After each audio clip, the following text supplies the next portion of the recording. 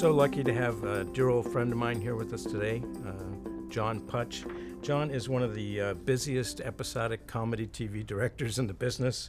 Recently been doing Blackish, Rush Hour, Scrubs, Cougar Town, My Name Is Earl, Ugly Betty, etc., etc. John also has directed a wide variety of feature films, some episodes in the feature series Atlas Shrugged and Beethoven.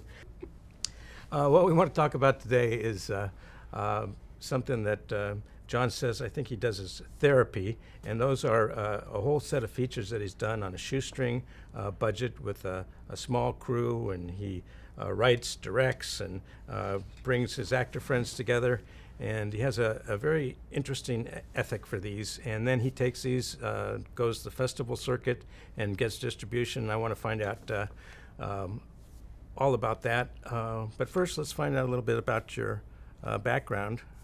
I'm not the only former child actor sitting in this shot. We have that in common. Yes, I was a child actor at the age of 5. My parents had a summer theater, professional summer stock theater in South Central Pennsylvania. My father was the artistic director, and me and my mom and my sister all worked there.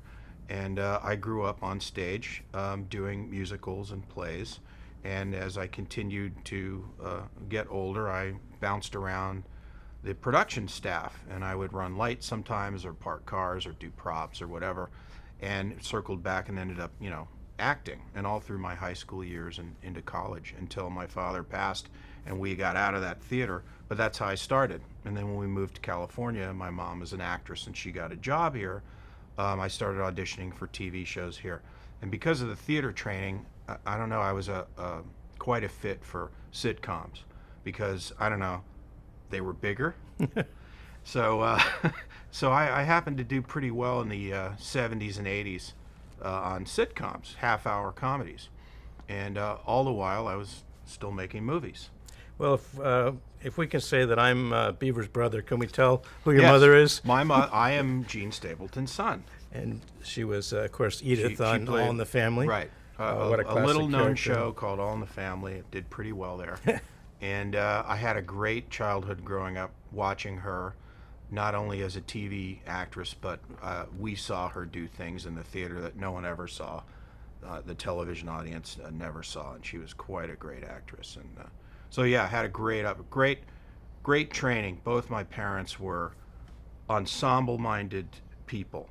My mother was not interested in celebrity. She was only interested in characters that she played, and that has come with me in my work ethic.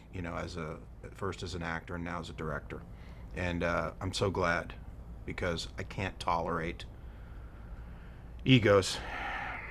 How did you work with me? I don't know. I was going to say, my first television job ever was with you, and this man taught me so many things. And that'll be a different show. Let's hear about your movies that you've been doing on your own. Valerie Flake, I guess, was the first. Well, let me back up, because before I was evolved and enlightened about show business, I was chasing all the attention, and I spent a whole lot of money on making independent movies. I mortgaged my house. I used credit cards. I had honey wagons and full crews and makeup chairs and all that stuff, and it was expensive and got me nothing except what I learned from the experience. But as I kept directing in television and getting older and more wiser, I realized I need to be doing more thoughtful things and not really care about how they're going to be perceived or feather in my cap or whatever. So when the digital revolution happened in like 2001 or before that even, and we started getting really good HD cameras that you could get your hands on, I started thinking Super 8 again in my head and started putting together these little micro budget movies and going back to those basics. And man, some of the best movies I've made have been these ones that no one's ever seen or heard of or cost $1. I mean, they all cost under $100,000, and some of them are way below that. which everyone can do now. But for me, it was a big deal. Now, you have an interesting set of guiding principles. Yes. Can you tell us about those? Yes, I took Lars von Trier's Dogma 95 and I modified them for my own devices. But mainly it was just 8 crew, including me. And Can never be more than 8. can never on be a more crew. than 8. You can't have more than 4 lights. No more than 4 lights. Any equipment that you bring must fit into your SUV or one minivan. And if the DP wants to bring lights and stands and scrims and high rollers and all that stuff, he has to carry them. And he has to unpack them every day. And once you bring those rules out, it's great. Everything gets small. And what else? Other things. Actors have to do their own makeup and hair. I make a continuity book for wardrobe. I pick their clothes out. I take pictures of their outfits, and then I give them a booklet with pictures. This is what you wear in scene X, Y, Z, whatever. And it's worked like a charm, and they're responsible for bringing their own clothes. So the idea is just cutting down the amount of people. And it feels more like a friendly shoot with your friends than it does like a movie. And the other important thing is it should not feel like work. It should feel like play. And Well, you're a that fun means- guy to be around. I know Thank that. you, but that's the idea. I couldn't afford to work on it myself. No, you couldn't. You No, did. You no. did ask me originally. Oh yeah, and you can only bother people who have the means to take the time off or give you the commitment, or are just in between. But you cannot offer money, a lot of money. It's like gas money basically. It's literally, hey, it won't be hard on you, and if you want to have some fun, here's where you need to be. But there's never ever an obligation. And yes, it's true. You really have to be choosy with when you do it, so you might catch people when they're not working. And you've had some success, but if there was a major success, you're sharing the wealth. You have a deal Yes. with profit sharing. Yes, I split the profits. I mean, I did that early on, and when I didn't derive any profits, it just became pointless to promise that in exchange for working for free. So instead, I try to pay people now, and at least something, on par with what the actors make, which is very low, or some payment in disguised in the per diem world or the gas money world. But so it isn't just, it's not a freebie. There is something I can give. So your flourishing directing career has allowed you to do Yes. these other movies that you Yes. really are passionate about. Totally. And I don't crowdfund, and I don't borrow from other people. And until that goes away, I'm going to continue using my own funds, because it just feels less fake to me. Well, let's mention some of these movies and where people could find them.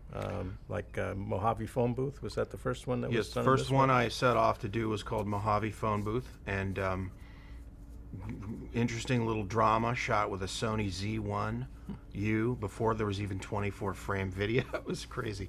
And that's they're all up on Vimeo on demand HD. And then after that, I made a trilogy of comedies called Route 30. Those are hilarious. They're really fun, and I really got to perfect the digital rules thing that I came up with. And by the third one, we were cooking, and we were using better equipment with each film, and I got to add to my kit, like you have, and those were fun. Route30trilogy.com. And then I just finished in last summer a drama, which I shot back in my hometown at my father's old theater, and it's called The Father and the Bear, and it's in post now, and I have a world premiere in July at Stony Brook Film Festival. And that movie's really fun because I got to use actors that I grew up with, working with at Totem Pole, who are just professional stage actors, and I had archival footage from when I was a kid there and my dad was a kid, and we shot a ton of Super 8 millimeter of all the plays, and then there's all this photo material archives, and I used them in connection with the lead actor who played the main character. I have more footage of this guy than you can imagine, and it's all him performing at the theater. So he plays an actor who used to perform at this theater and is now retired. And I use all this footage, and that's part of my one of my little rules and ideas is you have to look at what you have as a resource and then write a script around it. Don't just make something up and then figure out how to make it for 50 grand. Look around and see what you have at your disposal and then go, oh, I got this, nobody else has. I'm going to write a story around that. If your uncle owns the Ford dealership in town, guess where your main character is going to work, right? That's production value. So that's how it all came about, and it's gonna be really cool. And tell us about your post-production. And you do everything on your desktop. Oh at yeah, home, right? I have a Mac Pro. I got my 2 big screens. I edit everything. I love editing.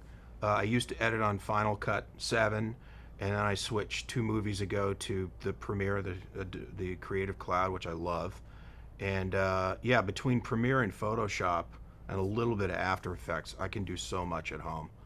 And so I edit the film. I prepare all the tracks. I give all the I do all the sound, most of the sound design, and then I hand the OMFs off to my mixer, and he'll re-record it and make it sound better.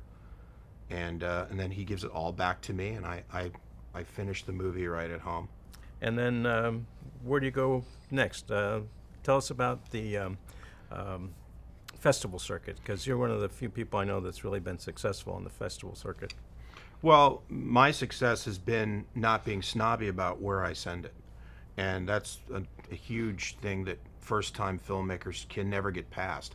I'm not in Sundance, I can't take it. Or I'm not in Seattle or Telluride. And, whatever, all those, Tribeca is the other buzzword. And I try to tell everybody, you're not going to get into those because you need to be connected in some way. It's like you might as well just be going to Warner Brothers and try to get your movie shown there. So what I do is I just flood every festival I can afford to go to, or I throw a dart and go, I've always wanted to go to Michigan. I'm gonna submit to those festivals.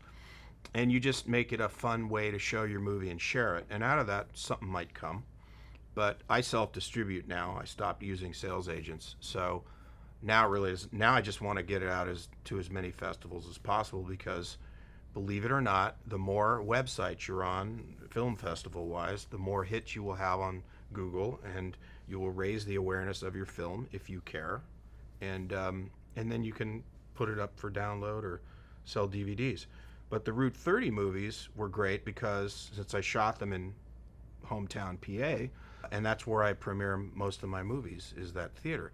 And I'll have an event with the cast there, make a speech, do a Q&A like a film festival, make a big party for everybody, and sell admissions. And it's done really well for those 3 movies. Has not made the the budget back ever, but it makes enough to cover the event and maybe a couple of plane tickets for people, and that's it. And I've learned after doing this for, I don't know, the last 10 years, it's really okay to just have it seen by 10,000 people in South Central Pennsylvania, because they love it. And they buy DVDs and they talk about it, and they're proud of it. And no one out here knows anything about it, and no one in the in the global world of film distribution knows anything about it. Well, maybe we can help change that. But that's okay. I'm saying it's okay. How do we get some extra eyeballs on your movies, in case people that see this interview want to see some of the movies? They go to your website. You go to putchfilms.com or route30trilogy.com, and there are links to all of, rent it, download it instantly. You can see it. I'm a big fan of Vimeo on demand. It's good for the filmmaker because they don't interfere with how you want to present it. They just act as a front door for you. I recommend it highly. So that's how you can see the films if you want. And what's on the horizon for you? On the horizon, I'm going to premiere Father and the Bear, finish posting it, and then hopefully I'll get a call to go to work, back to the coal mines in the fall, on the television coal mines. but no one's called yet, so we'll see. Check back with me. Unemployed.